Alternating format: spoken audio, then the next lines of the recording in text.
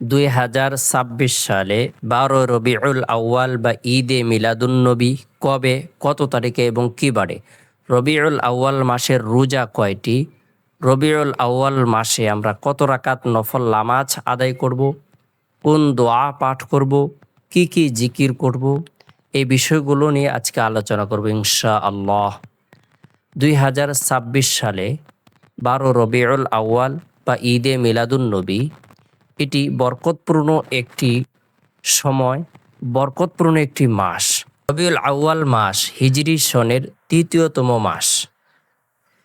এই মাসের মধ্যে সাইয়্যিদুল মুরসালিন, ইমামুল মুরসালিন, খাতামুন নবীন, রহমাতুল্লিল আলামিন, আমাদের হৃদয়ের স্পন্দন, কলিজার টুকরা জনাবে মুহাম্মদুর রাসূলুল্লাহ সাল্লাল্লাহু আলাইহি সাল্লাম রবিউল আউয়াল মাসের 12 তারিখে জন্মগ্রহণ করেছেন।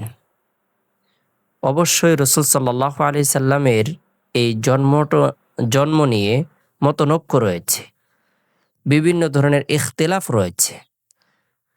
মুহাক্কিক উলামায়ে কেরামের অভিমত হলো রবিউল আউয়াল মাসের 12 তারিখ রোজ সোমবার সুবহ সাদিকের সময় আল্লাহ রাসূল সাল্লাল্লাহু আলাইহি সাল্লাম এই পৃথিবীতে জন্মগ্রহণ করেছেন। রাসূল সাল্লাল্লাহু আলাইহি সাল্লামের জন্মটাকে আরবিতে মিলাদ বলা হয়ে থাকে।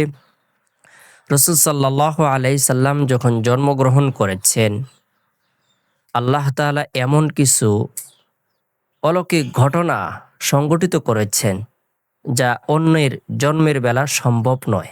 সুবহানাল্লাহ। রাসূল সাল্লাল্লাহু আলাইহি সাল্লাম যখন জন্মগ্রহণ করেছেন, কাবা শরীফের মধ্যে ৩৬০টি মূর্তি ছিল। সেই মূর্তিগুলো আল্লাহ তাআলা সিজদায় অবনীত হয়েছে। সুবহানাল্লাহ। রাসূল সাল্লাল্লাহু আলাইহি সাল্লাম যখন জন্মগ্রহণ করেছেন, পারস্যবাসীরা আগুনের পূজা করত। 1000 বৎসর পর্যন্ত সেই আগুনটি কোনোদিন নিভেনি। রাসূল যখন জন্মগ্রহণ করেছেন, সাথে সাথে সেই আগুনটি নিভে গিয়েছে। রাসূল সাল্লাল্লাহু আলাইহি সাল্লাম যখন জন্মগ্রহণ করেছেন, রোম এবং পারস্যবাসীদের বিশাল বড় একটি প্রাসাদ ছিল, সেখান থেকে 14টি ইট খসে পড়েছে। রাসূল নারকাটা অবস্থায় জন্মগ্রহণ করেছেন, খাতনাকৃত অবস্থায় জন্মগ্রহণ করেছেন। জন্মের সাথে সাথে আল্লাহ তাআলার কৃতজ্ঞতা জ্ঞাপন করেছেন, শুকরিয়া আদায় করেছেন। এ সমস্ত হলো রসুলের জন্মের ঘটনা, রসুলের মিলাদের ঘটনা।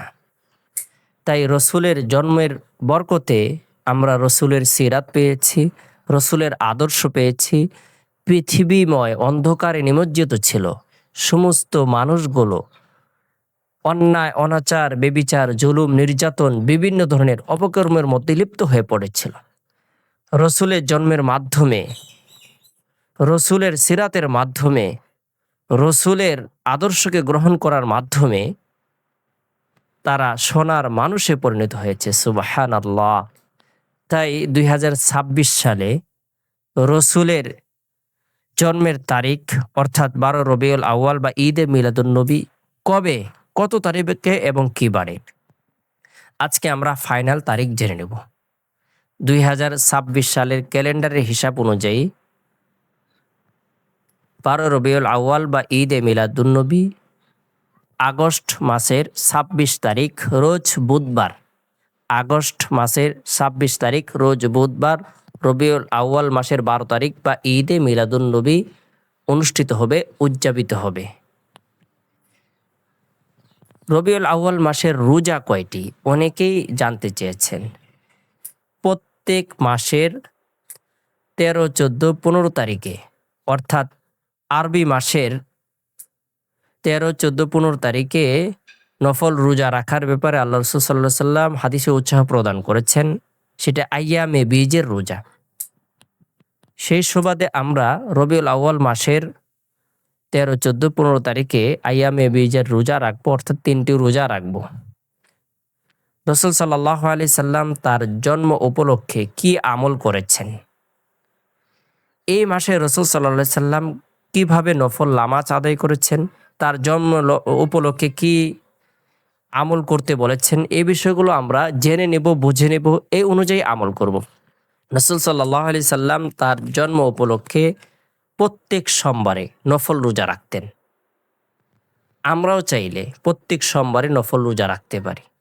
রাসূল সাল্লাল্লাহু আলাইহি সাল্লাম তার জন্মের শুকরিয়া আদায়ের উদ্দেশ্যে যে আমলটি গুরুত্ব সহকারে করেছেন সেটি হলো নফল রোজা। তাই আমরা ২০২৬ সালে ঈদে মিলাদুন নবীর দিন অর্থাৎ ১২ রবিউল আউয়ালের দিনে চাইলে আমরা নফল রোজা রাখতে পারি। অবশ্যই এই আমলটি আল্লাহ তাআলার কাছে পছন্দনীয় এবং রসুলও পছন্দ করেছেন। তাই আমরা এই আমলটি করব। অন্য সময় যেভাবে আমরা নফল নামাজ আদায় করে থাকি ২ রাকাত করে, এ মাসে বেশি বেশি করে রসুলের বরকতে আমরা অন্ধকার থেকে আলোর পথ পেয়েছি। রসুলের রওজা মোবারকে যেন আমরা অধিক পরিমাণে দুরূদের আমল প্রেরণ করতে পারি, পাঠাতে পারি, সেজন্য অধিক পরিমাণে এ মাসে নফল নামাজ আদায় করব, দুরূদের আমল করব, অন্যান্য জিকিরগুলো বেশি বেশি করে করব। এছাড়া নির্দিষ্ট কোনো তারিখ নির্ধারণ করে জন্মবার্ষিকী রসুল পালন করেননি, মৃত্যুবার্ষিকীও রসুল পালন করতে বলেননি। আমরা জন্মবার্ষিকী এবং মৃত্যুবার্ষিকী পালন করা থেকে বিরত থাকব।